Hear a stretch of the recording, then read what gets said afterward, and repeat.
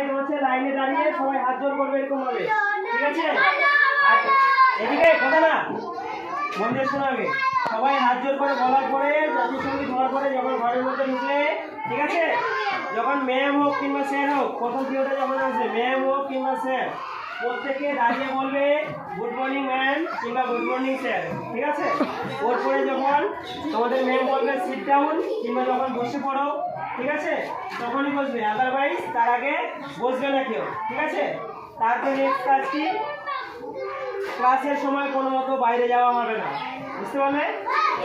একমাত্র ক্লাসের পরে 5 মিনিট টাইম হয়, ওই টাইমিংয়ের মধ্যে তোমরা জল কিংবা বাথরুমে যাওয়া যাবে, সেই টাইমিংয়ের মধ্যে করবে, ঠিক আছে?